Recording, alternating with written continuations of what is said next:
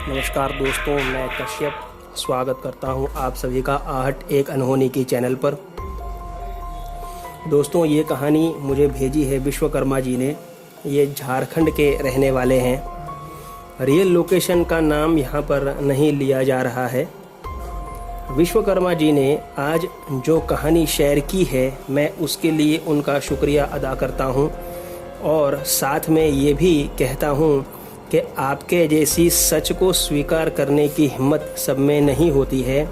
आप एक हिम्मतवान इंसान हैं और गलतियाँ हर इंसान से होती है।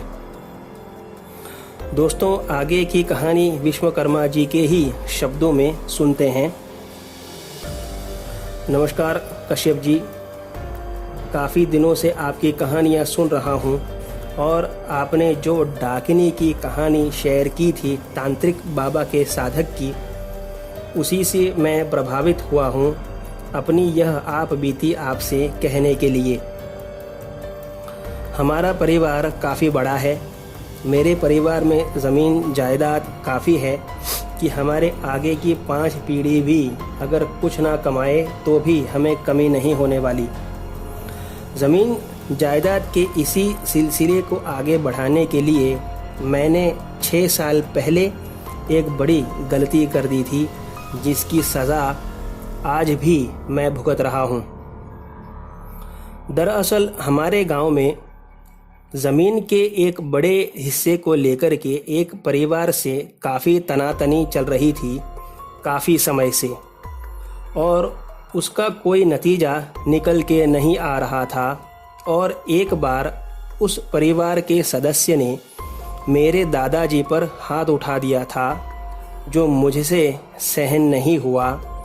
हालांकि उसके बाद उन लोगों की काफ़ी पिटाई करवाई थी हमने, लेकिन मुझे संतोष नहीं मिला था और मैं बदले की आग में जल रहा था।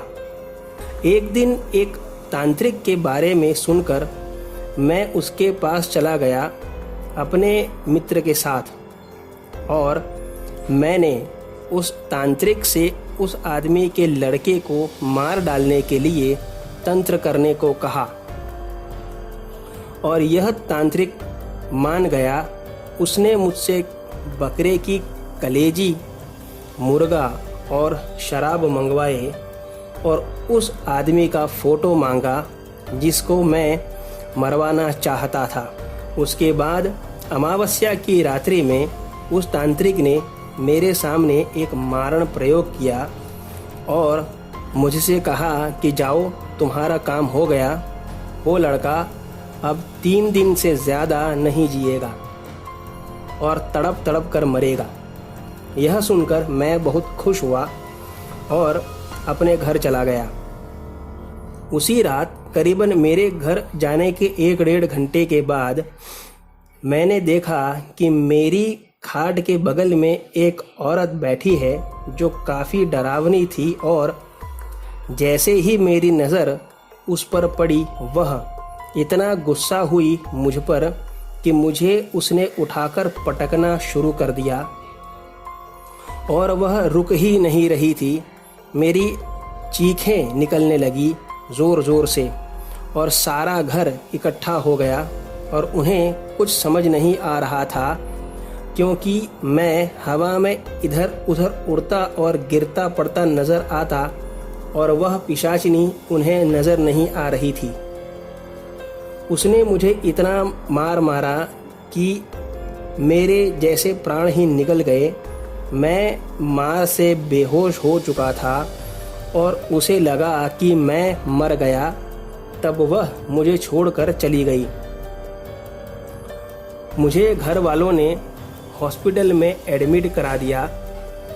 मैं करीब 24 दिन के बाद कुछ बोलने के लायक हुआ था, और तभी उसी रात वह औरत वहाँ फिर से आई और उसने मेरा गला दबा दिया, और डॉक्टर ने मुझे मेडिकली मृत भी घोषित कर दिया।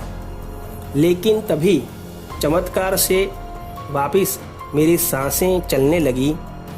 वह शायद इसीलिए क्योंकि मुझे अभी और अपने कर्मों की सज़ा भोगनी थी। जब मेरी सांसें वापस चलने लगी तब मेरे परिवार वालों के साथ मेरा मित्र भी वहीं पर मौजूद था और उसने जाकर के तांत्रिक को सारी बातें बताई।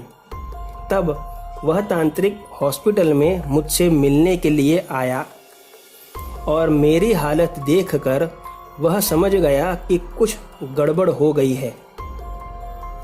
जब उसने अपने तंत्र से जाना कि ऐसा क्या हो रहा है मेरे साथ, तब उसके भी होश उड़ गए।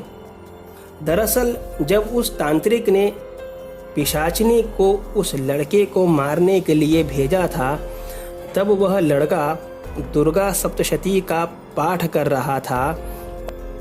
उस लड़के की सुरक्षा में खड़ी योगिनियों ने उस पिशाचिनी को उस आदमी को मारने का आदेश दे दिया जिसने उस लड़के को मारने की कोशिश की। तब से वह पिशाचिनी मेरी जान की दुश्मन बन गई।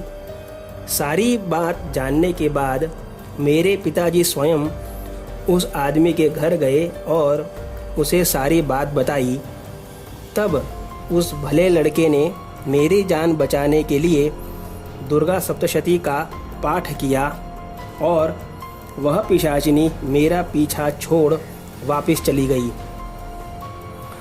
आज भी मेरा पांव टूटा हुआ है जो मुझे मेरे किए हुए घिनौने कर्म की हमेशा याद दिलाता है।